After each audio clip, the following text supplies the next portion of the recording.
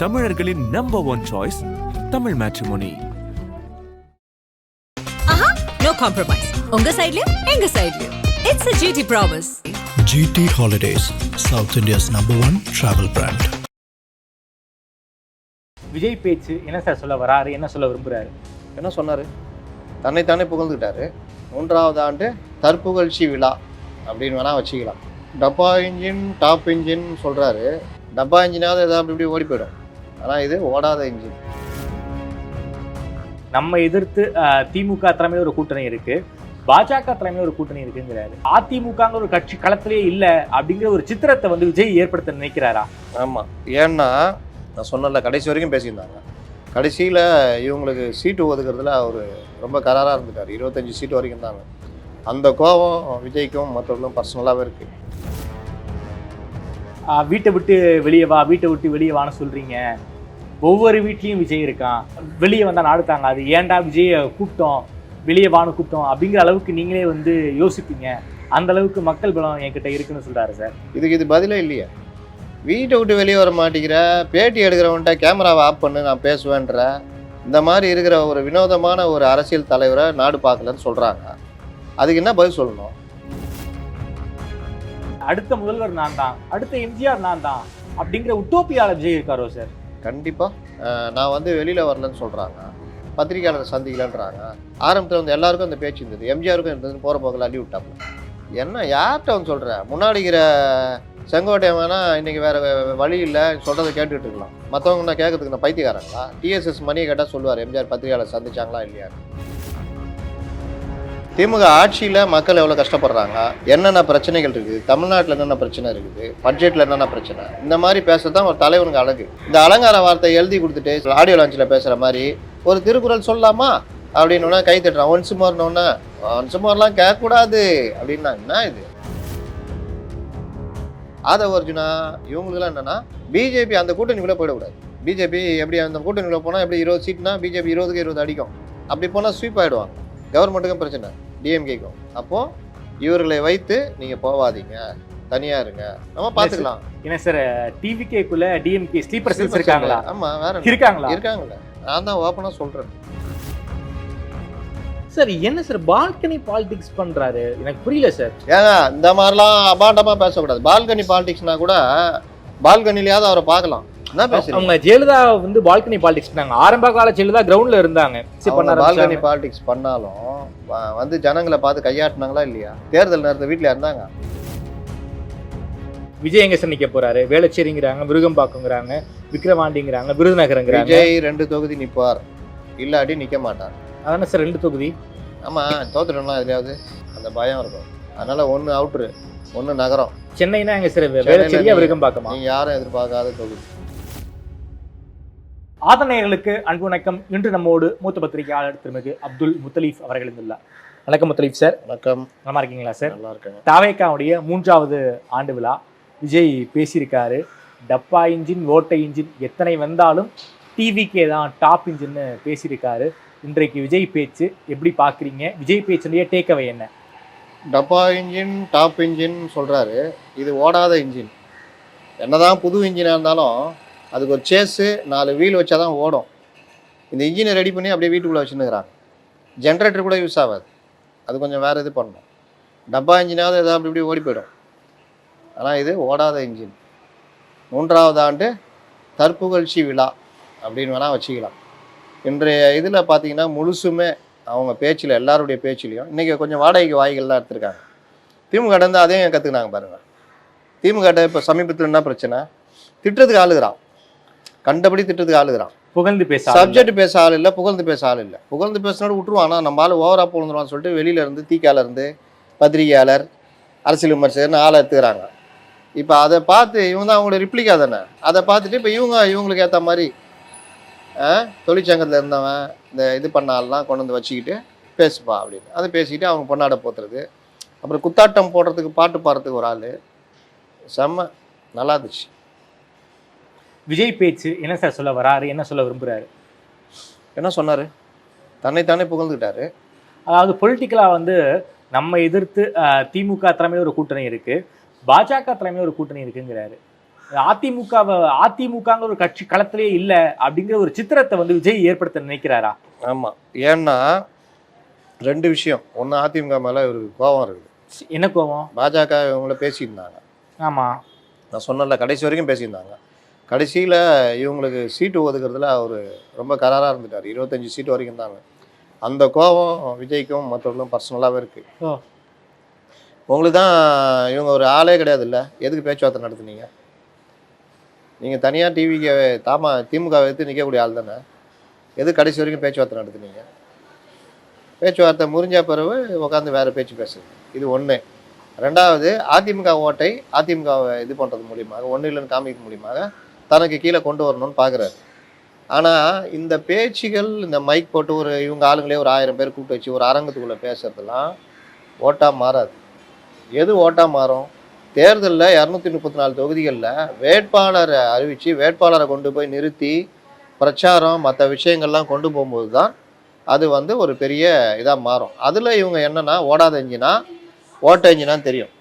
Sir, குறிப்பா வீட்டை விட்டு வெளியே வான்னு சொல்றீங்க. ஒவ்வொரு வீட்லயும் விஜய் இருக்கான், வெளியே வந்தா நாடு தாங்காது, ஏன்டா விஜய கூப்பிட்டோம், வெளியே வான்னு கூப்பிட்டோம் அப்படிங்கிற அளவுக்கு நீங்களே வந்து யோசிப்பீங்க. அந்த அளவுக்கு மக்கள் பலம் என்கிட்ட இருக்குன்னு சொல்றாரு சார். இது பதிலே இல்லையே. சொல்லுவாங்களா இந்த கேள்விக்கு இது பதில் இல்லையே அப்படின்னு. வீட்டை விட்டு வெளியே வர மாட்டேங்கிற, பேட்டி எடுக்கிறவன்ட்ட கேமராவை ஆஃப் பண்ணு நான் பேசுவேன்ற, இந்த மாதிரி இருக்கிற ஒரு வினோதமான ஒரு அரசியல் தலைவரை நாடு பார்க்கலன்னு சொல்கிறாங்க. அதுக்கு என்ன பதில் சொல்லணும்? நான் வர்றேன் போகிறேன்னு. அதை விட்டுட்டு ஒவ்வொரு வீட்லேயும் விஜய் இருக்கிறான், அப்போ பங்கு போட்டு கொடுத்துடலாமா? சொத்தை பங்கு போட்டு கொடுத்துடலாமா ஒவ்வொரு வீட்டுக்கும்? பதில் ஏதாவது ஒரு பொருந்துகிற பதில் இருந்தால் பரவாயில்ல. நான் சொன்னல, 3ஆம் ஆண்டு தற்புகழ்ச்சி விழான்னு, இந்த தற்புகழ்ச்சி தான். இல்லாட்டி இயலாமையை மறைக்கிறதுக்கு ஏதாவது பேசுறது. நீங்கள் இப்போ கேட்குறீங்க, என்னப்பா பத்திரிகையாளர் பேட்டியே கொடுக்க மாட்டேங்கிறாரு அவர் அப்படின்னு அருண்ராஜ்கிட்ட கேட்குறாங்க. அவர் என்ன சொல்கிறாரு? சிஎம் பேட்டி கொடுக்கட்டும், மறுநாள் வந்து அவர் பேட்டி கொடுப்பாரு.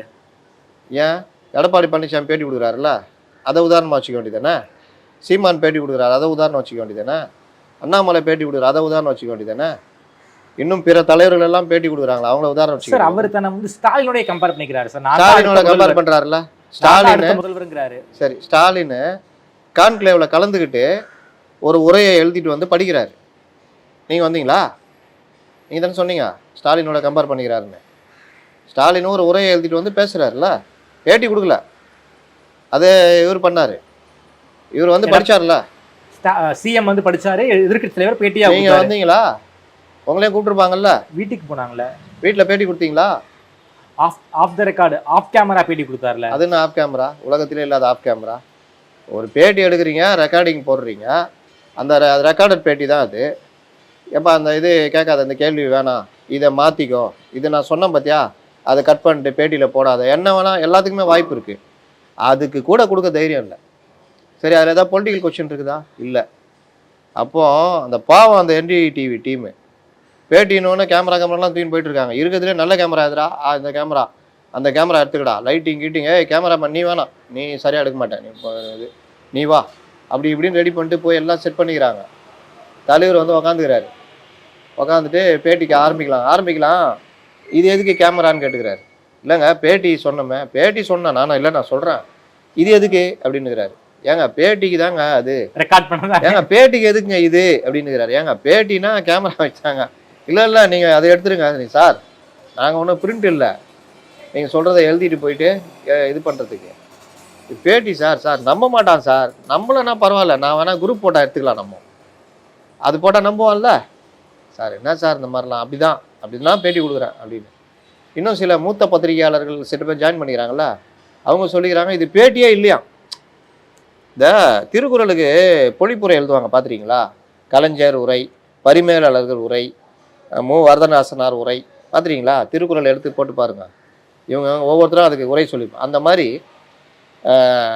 ராஜ்மோகன் உரை, சிடிஆர் உரை, அருண்ராஜ் உரை, மூத்த பத்திரிகையாளர் உரை, ஆளாளுக்கு தலைவன் ஒருத்தர் தம்பி பேசுகிறாப்புல, மேடை ஏற்றிட்டாங்க. தலைவர் எனக்கு 2 விஷயங்களை கற்றுக் கொடுத்திருக்கிறார். அவரே யோசிப்பார், நான் எப்படா கற்றுக் கொடுத்தேன், நான் உன்னை பார்க்க கூட இல்லையாடா, இப்படி தான் ஒட்டிக்கிட்டு இருக்கிறாங்க. அதனால் அவர் என்ன சொல்லிடுறாரு தெரியுமா, இது பேட்டியே கிடையாது, ஒரு கலந்துரையாடல். சும்மா வந்தாங்க, பேசினாங்க, அதை எடுத்து போட்டாங்களா? அப்படி போட முடியுமா? இப்போ நீங்கள் இருக்கீங்க, ஒரு ஒரு தலைவரை போய் பார்க்க போகிறீங்க, சார் பேட்டி வேணும்னு கேட்குறீங்க, சரி வர சொல்கிறாரு. அங்கே அவர் உங்கள்கிட்ட இயல்பாக சில விஷயங்கள் பேசுவார், அவன் மோசம். ஒரு தலைவர் ஒரு தடவை ப்ரெஸ் கிளப்பில் பேட்டி கொடுக்குறாரு. ஒரு தலைவர் அவங்க தலைவரை வந்து தப்பாக பேசுனதுக்கு பயங்கரமாக திட்டுறாரு. முடிச்சுட்டு வெளியில் வந்து அவர் பேட்டி கொடுத்தாருல, அதுக்கு ஆப்போசிட்டாக சொல்கிறாரு, ஆமாம் அவன் யோகினா அவன் அப்படி இப்படின்றாரு. நம்ம அதை போட முடியுமா? Off the record. ஒரு ஆஃப் த ரெக்கார்டு விஷயத்தை சொல்கிறாங்கன்னா வெளியே சொல்லவே கூடாது அதை. அப்போது ஒரு பேட்டினா நீங்கள் அனுமதிச்சது தான் நான் போட முடியும். அப்போ விஜய் அனுமதிக்காமல் என்டிடிவி வந்து வெளியில் சொல்ல முடியுமா? பேட்டி கொடுத்து என்னென்னா காமெடி பாருங்களேன், அந்த கட்சி வித்தியாசமான கட்சின்றலாம் அதுதான்.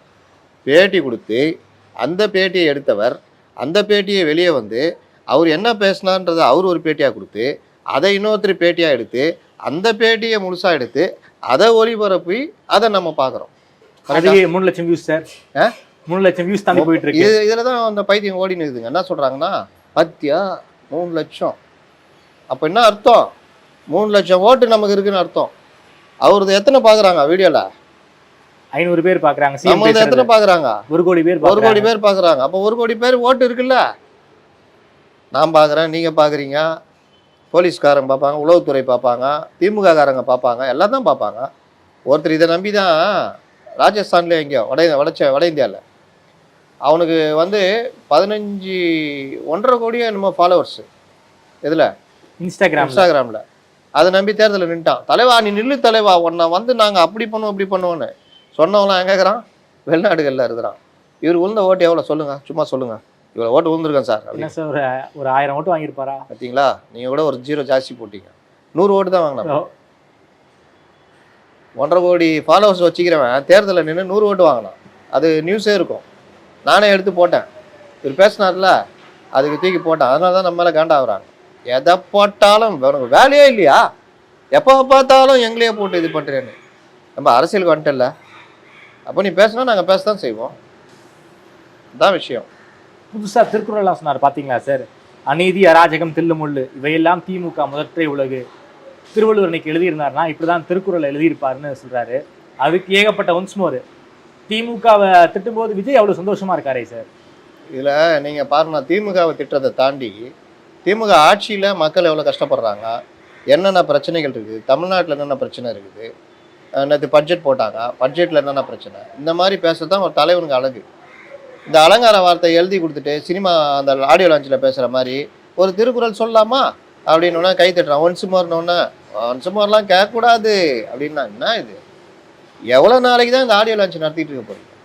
ஒரு அரசியல் தலைவராக தமிழ்நாட்டு மக்களுடைய பிரச்சனை வேறு யாரையா பாருங்கள், வேறு தலைவர்கள் இந்த மாதிரி தான் பண்ணிகிட்டு இருக்காங்களா பாருங்கள். இந்த கூத்துகள் எல்லாமே இது எல்லாமே தான் நடக்கும். இன்றைக்கி பேசின யாராவது தமிழ்நாட்டு அரசியலை பேசுனாங்களா சொல்லுங்கள்? இதில் இன்னொரு விஷயம் என்னென்னா, தமிழக மக்கள் நான் சொன்ன மாதிரி மக்கள் பிரச்சனையை யாராவது இன்றைக்கி பேசுவாங்க அப்படின்னு பார்த்தா ஒருத்தர் கூட பேசலைங்க. எல்லாருமே சுய புகழ்ச்சி, அவரை புகழ்கிறது, அவர் வந்து தன்னைத்தானே புகழ்ந்துக்கிறது, அப்புறம் ஹே அந்த ஸ்டைல் தான். யாருக்கிட்ட? நம்மக்கிட்டயா அப்படின்ற மாதிரி நம்ம வந்து இப்படி அதில் யார் அதிமுகவை நான் சொல்ல மாட்டேன், என்னப்பா சிரிக்கிறீங்க அப்படின்றது தனக்கு தானே ஒரு இதாக அடைஞ்சிக்கிறது. இங்கே வந்து திமுகவை பற்றி ஒரு குரல் சொல்லிட்டா அப்படின்னு சொல்லிட்டு போகிறது. ஒரு தலைவர், ஒரு மாநில தலைவர், பொருளாளர், இவர் பொதுச்செயலாளர் பேசின பார்த்தீங்களா, அவங்களுக்கும் மக்களுக்கும் வழக்கம் போல் நம்ம தலைவர் ஒருத்தர் தான் வேறு லெவல் தலைவர், மற்ற தலைவர்லாம் இல்லை அப்படின்ட்டு. அந்த பொதுச்செயலாளர் கதியை பார்த்தீங்களா, காலையில் காருக்கு பின்னாடி ஓடி வராரு சார். இவங்க போய் அடுத்தவங்கள டயர் நக்கிகள் அது இதுன்றாங்க. அப்போ நீங்கள் உங்களை என்ன சொல்கிறது? காருக்கு பின்னாடி ஓடி வர்றீங்க நீங்கள். அவரை பொறுத்த வரைக்கும் இவரில் பொதுச் செயலாளர்லாம் அவர் பார்க்கல. ஏன்னா எனக்கு பர்சனலாகவே தெரியும் இவர் அவர் எப்படி தனிப்பட்ட ரூமில் இதில் எப்படி நடத்துவார், இவர் எப்படி அவர் முன்னாடி நிற்பாரலாம். இல்லாட்டி ஒரு நல்ல கற்றறிந்த ஒரு அரசியல் அறிஞ்சவரை தானே பொதுச் செயலாளர் போடுவாங்க. எனக்கு ஒரு ஆள் தேவை, இந்த மன்றத்தெல்லாம் நீ தான் மேய்ச்சிக்கிற ஆள், உன்னை மீறி அவனும் பண்ணவும் முடியாது, நானே நினச்சாலும் பண்ண முடியாது, அப்போ வந்து தொலை பொதுச் செயலாளர் இருன்ற மாதிரி தான் இவரை போட்டு வச்சுக்கிறாங்க. இவரை மீறி ஏதாவது பண்ண முடியுமானா சத்தியமாக விஜயாலே முடியாது. ஓ, புஷி ஆனந்த மீறி விஜயாலே ஒன்றும் பண்ண முடியாது. ஒன்றும் பண்ண முடியாது. எந்த மாவட்ட ஃபோன் வந்தால் கூட விஜயே பண்ணுறாரு வச்சுக்கிங்க, நேரடியாக மாவட்ட செயலாளருக்கு அப்படியே எடுக்கவே மாட்டான், அப்படியே கட் பண்ணிட்டு தலைவரே அப்படின்னு அங்கே போயிடுவான். அண்ணன் கூப்பிட்டாரு, நான் பெரிய அண்ணன், நான் என்னென்ன பண்ணுறதுன்னு. தலைவர் கூப்பிட்டாரா? உன்னையா கூப்பிட்டாரு? நீ என்னடா அப்படி கட்சி விரோத செயல் பண்ண அப்படின்வாங்க. அண்ணன் நான் ஒன்றுமே பண்ணல, நான் கூப்பிட்டாருண்ணே. ஃபோனை நான் அட்டன் பண்ணியாரா சார்? இல்லை நான் பண்ணவே இல்லைண்ணா. சரி சரி இரு நான் பார்க்குறேன், தலைவர்கிட்ட பேசுகிறேன்.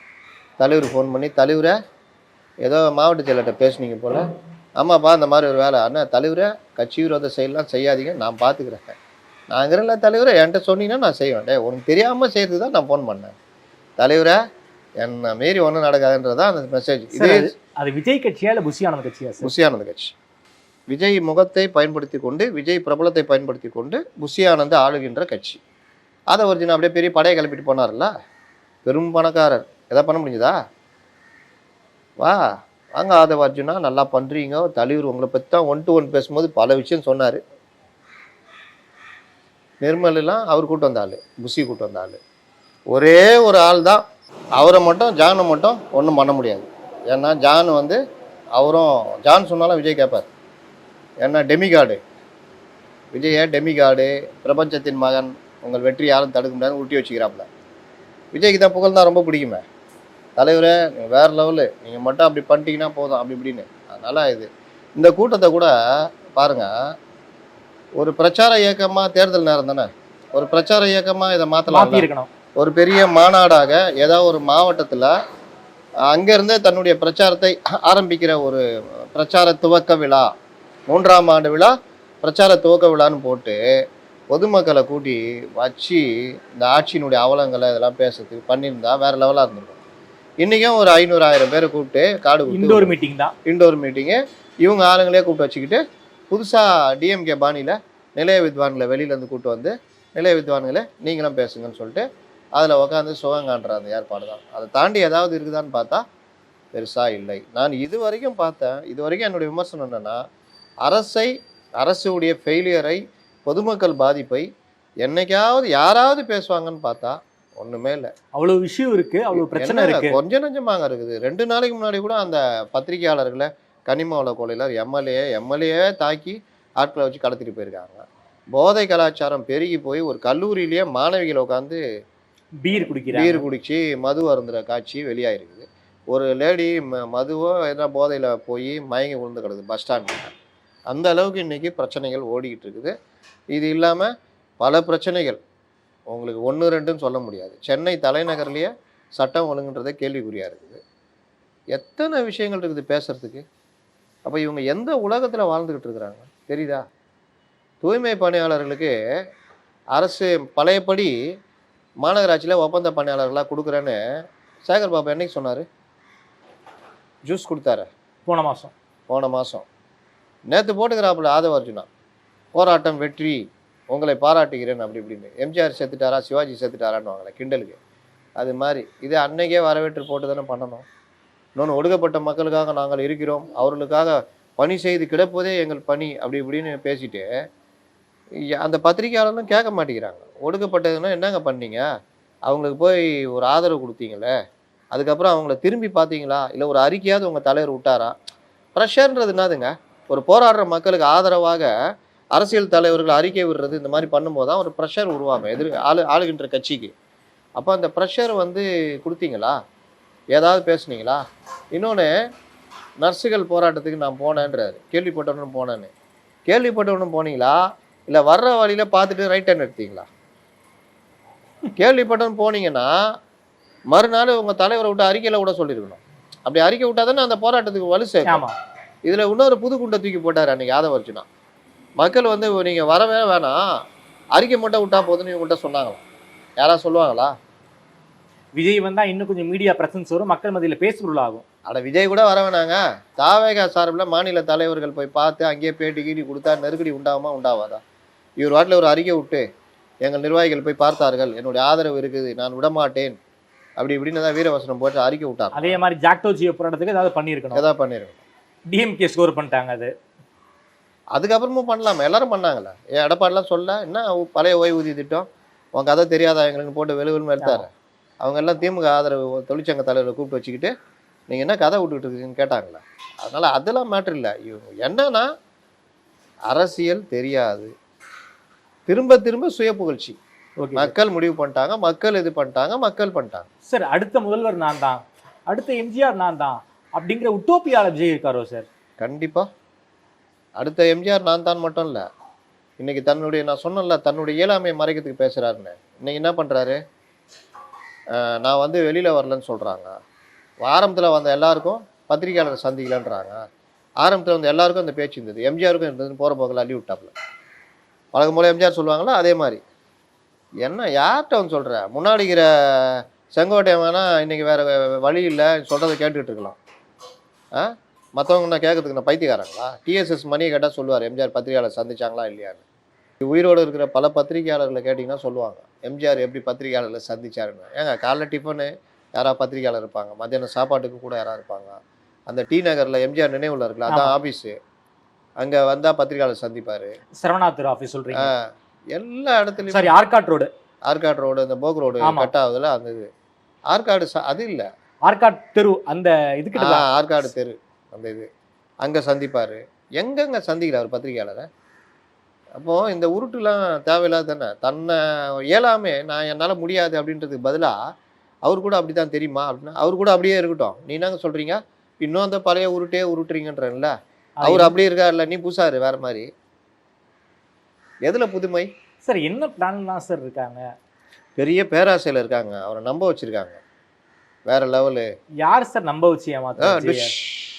டுஷ் டெமிகாட் அப்படின்றாங்களே, அந்த டெமிகாடு இந்த பார்ட்டியும் ஆதவ அர்ஜுனா இந்த விஷ்ணு ரெட்டின்னு ஒருத்தர் சைலண்ட்டு இதெல்லாம் இருக்கு. இவங்களுக்குலாம் என்னென்னா பிஜேபி அந்த கூட்டணிக்குள்ளே போயிடக்கூடாது.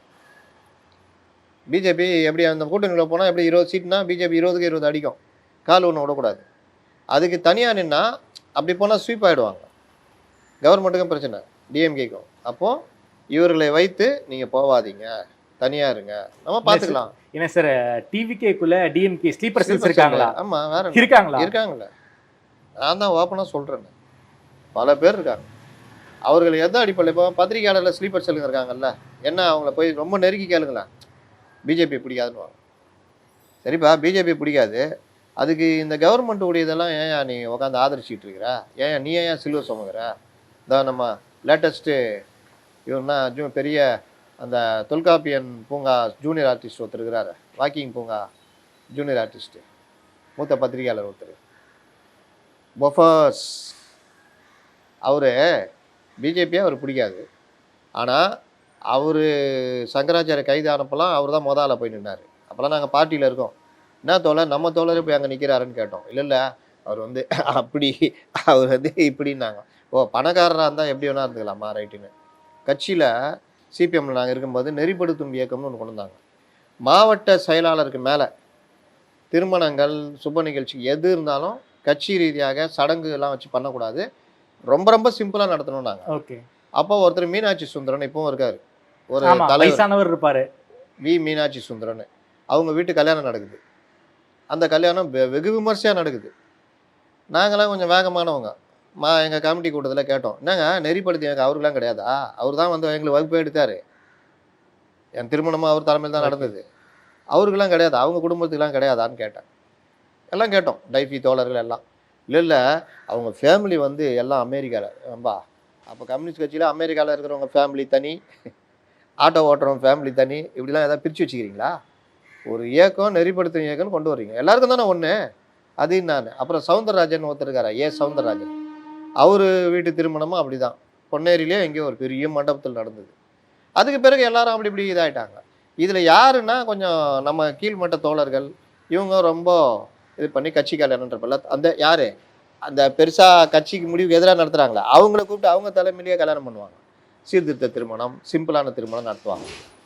புரியுதா? இதுதான் இந்த மாதிரி தான் பேசுவது ஒன்று செயல் ஒன்றுன்றாங்கள, அந்த மாதிரி. அப்போ ஒரு விஷயம் நம்ம சொல்கிறோம், அதை எப்படி கடைப்பிடிக்கணும் அப்படின்றதெல்லாம் இருக்குல்ல. இந்த இவ்வளோ பெரிய இயக்கத்தில் இந்த மாதிரி இருக்கிறவங்களே பண்ணல. இந்த இவர்கள் கூட்டத்தில் திரும்ப திரும்ப இந்த மாதிரி சுய புகழ்ச்சி, இந்த மாதிரி இது இல்லாட்டி அவர் பண்ணார் இவர் பண்ணார் பார்த்தீங்களா, இன்னும் பழைய விஷயத்தையே தூக்கிட்டு வரீங்களே. நான் வரலன்னா ஒவ்வொரு வீட்டிலேருந்து விஜய் வெளியே வருவான். இப்படி தனக்கே தன்னுடைய பலகீனத்தை மறைக்க இது மாதிரி விஷயங்களை தூக்கி போடுறோம். விஜய் வெளியே வர மாட்டேங்கிறான்னு சொல்கிறீங்க. எலெக்ஷன் டேட் அன்னைக்கு எல்லா பூத்துலையும் ஓட்டர் ஐடியோடைய விஜய் நிற்பான். வீட்டுக்கு ஒரு ஓட்டு, ஒரு ஓட்டு. நீங்க எங்க நிப்பீங்க? அதாவது ஓட்டு போடுற மக்களை விஜய்னு சொல்றாரு. எம்ஜிஆர் சொன்னீங்களா? எம்ஜிஆர் அப்படியா சொன்னாரு? இந்த ராமச்சந்திரன் வரலன்னு ஒருத்தர் சொன்னாங்க. ஓட்டு போகிற அன்னைக்கு எல்லாரும் இருப்பாங்க, நான் வீட்டுக்குள்ளேயே இருப்பேன் நான் சொன்னார் எம்ஜிஆர். 11 படம் நடித்தாருங்க அந்த பீரியடில். 11 படம் நடித்தார். 11 21 எனக்கு ஞாபகம் இல்லை, அவ்வளோ படம் நடித்தார். பட வேலைகள் பண்ணிக்கிட்டே இருந்தார். அந்த படத்துலலாம் இவரை மாதிரி சார் வந்து ஆட்டுறீங்க சார், அப்புறம் போய் உக்காந்துங்க சார்லாம் கிடையாது. பாடல் வரிகள், இசை, டியூனு, சண்டை காட்சிகள், கேமரா கோணம், வசனம் ஒன்றும் விடாமல் ட்ரெஸ்ஸு எல்லாத்துலேயும் கவனம் செலுத்துவார். இது இல்லாமல் அரசியல், இது டிஎம்கேக்கு மற்றவங்களுக்கு பதில் சொல்லிகிட்டு இருப்பார். பொதுக்கூட்டங்கள் போய் அட்டன் பண்ணுவார். பத்திரிகையாளர் சந்திப்பு நடத்துவார். இதெல்லாம் பண்ணிட்டு தான் எம்ஜிஆர் இருந்தார். நீங்கள் இன்றைக்கின்னா நான் அன்றைக்கி எம்ஜிஆர் என்ன சொன்னார், நான் வரமாட்டேன், எனக்கு பதிலாக ஒவ்வொரு வீட்டிலேருந்தும் ஒவ்வொரு ராமச்சந்திரன் வருவார் நான் சொன்னார். இப்போ புரியுதா? தன்னுடைய பலகீனத்தை மறைக்க இந்த உருட்டுறது, கண்டுபிடிச்சி சொல்கிறது இல்லை. இப்போ எப்படின்னா இவருக்கு புதிய கண்டுபிடிப்பாளர்கள், தலைவரை இப்படி சொல்லிட்டாங்கல்ல, இதுக்கு இந்த வார்த்தையை போடலாம் தலைவரை, ரியாக்ட் பண்றாங்களே சார், ரியாக்ட் பண்ணிக்கிட்டே ஆனா இருக்காரு. என்ன சொல்றது, தம்பி நண்பா நண்பி நம்ம வேலையை பார்த்துட்டு போயிட்டே இருப்போம், நம்மளை பத்தி இப்படி சொல்றாங்கன்னா நம்ம தான் இன்னைக்கு பெரிய ஆளு. ஆனா அதுக்கு ஒரு அட்ரஸ் பண்ணிக்கிட்டே ஆனா இருக்காரு. அட்ரஸ் பண்ணிட்டே இருக்கிறது, சுயபெருமை பேசுறது, பலகீனத்துக்கு விளக்கம் சொல்லிக்கிட்டு இருக்கிறது. அது ஒவ்வொருத்தரும் ஒவ்வொரு விளக்கம். அருண்ராஜ் சொன்னான்னு சொன்னல, இவரு கூட ஏதோ ஒரு விளக்கம் சொல்லிக்கிறார். ராஜ்மோகன் சரியான ஞாபகம் இல்லை, ஆளாளுக்கு ஒரு விளக்கம். ஏன் பேட்டி கொடுக்கணும்னா இதுதான் காரணம் அப்படின்னு. இதுதான் இன்னைக்கு நிலைமை ஓடிக்கிட்டு இருக்குது. இந்த கூட்டம் பார்த்தீங்கன்னா ஒரு தற்பெருமை, சுய புகழ்ச்சி, எந்த நோக்கமும் இல்லாமல் நடத்தப்பட்ட இன்னொரு மன்ற கூட்டம் மாதிரி நடத்தி முடிச்சிருக்காங்க சார். அதிமுக அண்டர் எஸ்டிமேட் பண்றாரோ விஜய்? கண்டிப்பாக. ஏன்னா நான் திரும்ப திரும்ப ஒரு விஷயம் சொல்கிறேன், இவருக்கு வாக்கு இருக்குது, நகர்ப்புறங்களில் கொஞ்சம் கூடுதலாக வாக்கு இருக்குது. இவர் பிரிக்கிற வாக்குகள் எல்லாமே திமுகவுடைய கோர் ஓட்டு. பல தடவை நம்ம பேசியிருக்கோம். அந்த வாக்குகளை பிரிக்கும் பொழுது திமுகவுடைய பர்சன்டேஜும் இறங்கும், அவர்களும் பலகீனம் அடைவார்கள். இவர் ஓரளவுக்கு பர்சன்டேஜ் வாங்குவார், பெரிய மக்கள் நல கூட்டணியாக மாறுவார். பிரிக்கிற வாக்குகள் அங்கேருந்து பிரிப்பார். ஆனால் அந்த பாதிப்பு நீங்கள் பார்த்தீங்கன்னா அவர்களுக்கு பெரிய அளவில் இருக்காது. அப்போ இவர் திமுகவில் பிரிக்கிற அந்த கோர் ஓட்டு, இவர் வாங்குகிற தொகுதிக்கு 30,000 20,000 அந்த வாக்குகளுடைய பலன் யார் அறுவடை பண்ணிட்டு போனால் என்டிஏ அறுவடை பண்ணும். இன்னொரு விஷயம் சொல்கிறேன், தேர்தல்ன்றது இவர் இப்போ சொல்கிறார் ஒவ்வொருத்தரும் வருவான் ஓட்டு போடுவான் அதுன்னு. 234 தொகுதிக்கு நீங்கள் வேட்பாளரை கொண்டு போகணுமே. ஏன் கொண்டு போக முடியாதா சார்? 3 நாளில் விசில் சின்னத்தை வந்து கிராமம் வரைக்கும் கொண்டு போயிட்டாங்க சார். ஏங்க இன்னைக்கு யார் வேணால் எதுனா பண்ணலாங்க. மைக் சின்னத்தை கொண்டு போல சீமான், அது இன்னைக்கு சமூக வலைதளத்தில் இன்னைக்கு இதில் அதெல்லாம் ஒரு மேட்டரே கிடையாது. சார் வாட்டர்மெலன் ஸ்டார்னு ஒருத்தர் இருக்கிறாருல்ல, அவர் எப்படி ஸ்டார் ஆகிட்டாரு? பிக் பாஸ் வரைக்கும் வந்துட்டு நீங்கள் 3 படம் நடிச்சிட்டு இருக்காரு. இன்னைக்கு சமூக வலைகாலத்தில் இதெல்லாம் ஒரு மேட்டரே கிடையாது. களத்துக்கு போயிடுச்சு சார் விசில் சின்னம். அதுதான் சோஷியல் மீடியா மட்டும் பரவாயில்ல சார், அதுதாங்க களத்துக்கு சொல்கிறேன். போயிடுச்சு. விசில கொண்டு போய் ஊதிக்கிட்டு இருக்கிறான், எங்கெங்கெல்லாம் ஊதுறான் தெரியுமா? அது எப்படி போச்சுன்னு வேற இருக்குது. இது வேற பிரச்சனை. செங்கோட்டையை சொன்ன மாதிரி எங்கேயாவது போய் ஊதக்கூடாது. காலையில் விசில ஊதி அவன் குப்பையை மேலேருந்து கீழே வந்து கொண்டு வந்து பார்த்தா, எங்கப்பா குப்பை வண்டியை காணுன்னு கேட்டா, ஏக்கா நான் தாங்க ஊதுனேன், நம்ம சின்ன தாங்க விசிலுன்னா குப்பையாலேயும் உன் தலையிலேயே கூட்டிடுவேன், ஞாபகம் வச்சுக்க. பேட்டா யாருக்கிட்ட விசில் சின்னம் வா நீ உனக்கு வச்சுக்கிறேன்னு. சரி இதெல்லாம் முடிஞ்சு வேட்பாளரை கூட்டு போவாங்க, ஏக்கா விசிலு சத்தியமாக உனக்கு கிடையவே கிடையாது ஓட்டுக்கு. மருதமலைக்கு போய் ரோகரான்றான் இவன், டிவிக்கே அப்படின்றான்.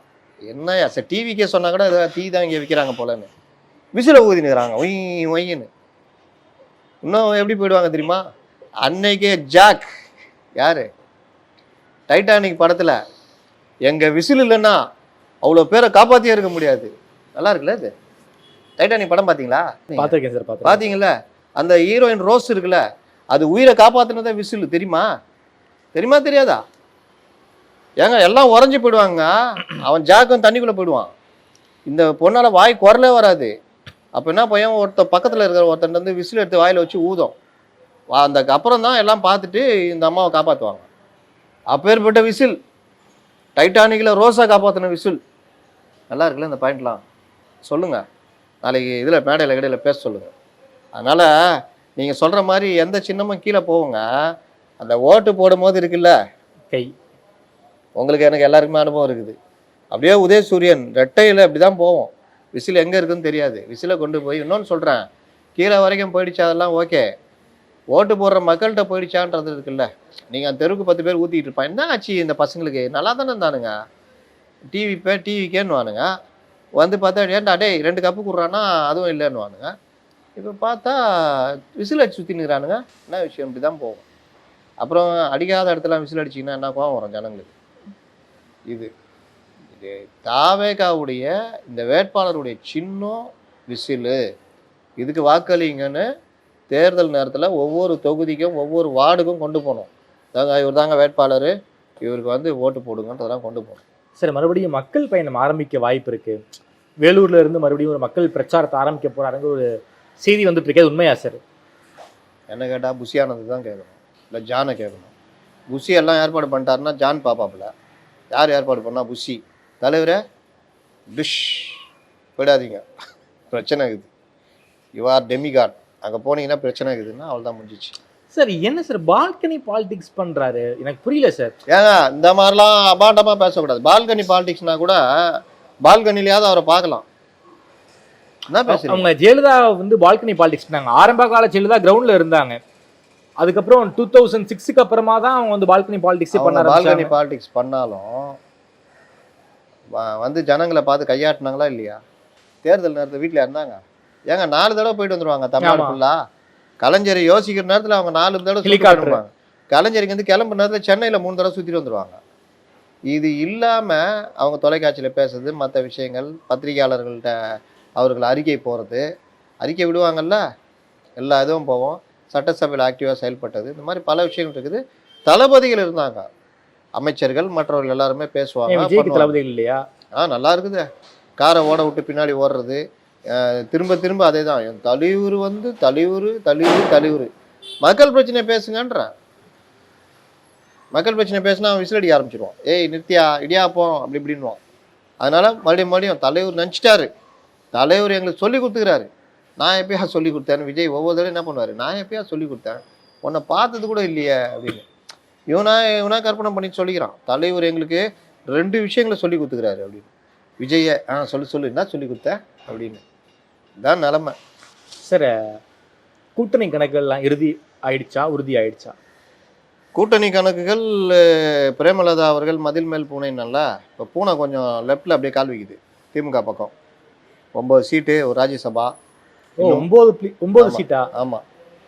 ஏங்க திருமாவளவன் மாதிரி அதிர்ச்சி ஆகுறீங்க, இடதுசாரிகள் மாதிரி அதிர்ச்சி ஆகுறீங்க. 3% சார் உங்களுக்கு. ஆமாம், இருந்துட்டு போட்டோம். பிசிகே சிபிஐ சிபிஎம் விட ரொம்ப ரொம்ப கம்மியான ஓட் பேங்க் வச்சிருக்காங்க சார். அவங்களுக்கு 2011 29 சீட் ஜெயிச்சோம்ல நாங்கள் தானே பெரிய கட்சி. அன்னைக்கு எங்களுக்கு கொடுக்கூடாதா சொல்லுங்க? உடனே அவங்க என்ன சொல்லுவாங்க, இப்போ என்ன சொல்லுங்க மேடம், 0.5 நாங்கள் 2 MP வச்சுக்கிறோம், 4% வாக்கு மேலே வாங்கணும். நீங்கள் என்ன, நாங்கள் 100 வருஷ கட்சி, 2 பேரும் சேர்த்தா 2% வச்சுருக்கோம். நீங்கள் என்ன வந்துக்கிறீங்க? காங்கிரஸ் அவங்களுக்கு 9னா இப்போ காங்கிரஸுக்கு எவ்வளோ? திமுக பெரிய சிக்கலில் மாட்ட போகுது. ஓகே, இந்த மாதம் நல்லாயிருக்கும். என்ன தான் ஊடகங்களை போட்டு மறைச்சாலும் எப்பா பெரிய சண்டையாம. ஆமாம், நமக்கு டிபேட் அது இல்லை. இங்கே என்ன ஆச்சு அதான் டிபேட்டு சொல்லி அமுச்சிக்கிறாங்க, அஜெண்டா அமுச்சிக்கிறாங்க. தலைப்பு மட்டும் நம்ம மாற்றி மாற்றி போட்டுக்கலாம். அவன் என்ன போடுறான்னு பாரு, நம்ம வேறு போடலாம், இப்படியே விட்டுவாங்க. ஆனால் சமூக வலைதளத்தில் வரதானே போகுது. ஜோடங்கர் நேற்றுனா பேட்டி கொடுத்துக்கிறாரு, ஆட்சியில் பங்கு அதிகாரத்து பார்த்துக்குங்க. ஒவ்வொருத்தரும் இறங்கி அடிக்க ஆரம்பிச்சிட்டாங்க. சிபிஎம் நேற்று போய் சண்முகம் பார்த்துக்கிறாருல, 15 சீட்டா? சிபிஎம் 15னா சிபிஐயும் 15 கேட்பாங்க. நாங்கள் என்ன தொக்கான்னு கேட்பார் அவர் வீரபாண்டிய. அவர் கேட்பார் இவர் நம்ம தலைவர் திருமாவளவன். 2 MP வச்சுக்கிறோம், அங்கீகரிக்கப்பட்ட கட்சி, எங்களுக்கு மட்டும் என்ன அப்படின்னு. அப்போ ஆளுக்கு 15னா என்ன வருது? அட்லீஸ்ட் 12. இந்த அம்மா ஒரு 9, 12 36, இது ஒரு 9 45. காங்கிரஸு ஒரு 40, 85 சீட்டு வெளியே போதா? அப்புறம் மற்றவனுக்கு அந்த முஸ்லீம் லீக்லாம் அவங்க சின்னத்தில் தான் நிற்பாங்க. ஐயா விட்டுமா 2 ஐயாவை. எந்த ஐயாவை சொல்கிறீங்க? ஒன்று ஐயா ஆண்டவர் ஐயா, இன்னொன்று வைகோ ஐயா. ஆண்டவர் ஐயாவுக்கு உதயசூரியன் சின்னம் கொடுத்துருவாங்க பண்ணிட்டாங்க. அவருக்கு வைகோ ஐயாவுக்கு அவங்க சின்னம் தான், இல்லாட்டினா கண்ணீர் விட்டு அழுவாரு. ஆமாம், அப்போ அவரு ஒரு 10 நிற்பார்ல, 95 இது வெளியே போகுது. நான் காங்கிரஸுக்கு 40 தான் கொடுத்துக்கிறேன். ஆனால் அவங்க இஷ்டத்துக்கு கேட்பாங்கல்ல, இவ்வளோ சிக்கல் இருக்குது. இவர்கள் கிட்டத்தட்ட இறுதிப்படுத்திட்டாங்க. வரும் என்டிஏ கூட்டணி ஏதாவது பிரச்சனை வரும், ஆனால் பெருசாக வராது. விஜய் எங்க சார் நிற்க போறாரு? வேளச்சேரிங்கிறாங்க, விருகம்பாக்கங்கிறாங்க, விக்கிரவாண்டிங்கிறாங்க, விருதுநகருங்கிறாங்க. விஜய் 2 தொகுதி நிற்பார், இல்லாட்டி நிற்க மாட்டார். அதானே சார் 2 தொகுதி. ஆமாம், தோத்துட்டோம்னா எதுலையாவது அந்த பயம் இருக்கும். அதனால் 1 அவுட்ரு, 1 நகரம், சென்னையில் ஒரு தொகுதி, வெளியில் ஒரு தொகுதி நிற்பார். சென்னைனா எங்க சார் சென்னையில வேளச்சேரியா விருகம்பாக்கமா? நீங்கள் யாரும் எதிர்பார்க்காத தொகுதி, ரெண்டுமே கிடையாது. எங்க சார் நிக்க போறாரு? நீங்கள் யாரும் எதிர்பாராத தொகுதின்றாங்க. ஆர்கே நகரா? மீனவர்கள் அதிகம் இருக்கக்கூடிய பகுதி ராயபுரம். ராயபுரத்துலாம் போனால் தோற்றுருவார். அங்கே மும்முனை போட்டி ஆகிடும். நகர்ப்புறத்தில் எங்கேயோ சென்னையில் எங்கேயோ நிற்க போகிறார். அதனால் அந்த மாதிரி தான் நிற்கிறதுக்கு வாய்ப்பு இருக்குது. 234 தொகுதிக்கும் அவங்க வேட்பாளரை தேடணும் இருக்கும். அது பெரிய சிக்கல். ரொம்ப நன்றி சார். தமிழ்நாடு அரசியல் களம் தொடர்பான பல்வேறு கேள்விகளுக்கு ரொம்ப பதில் சொல்லியிருக்கீங்க. நேரம் கொடுத்து பேசியமைக்கு நன்றி முத்துக்கு சார்.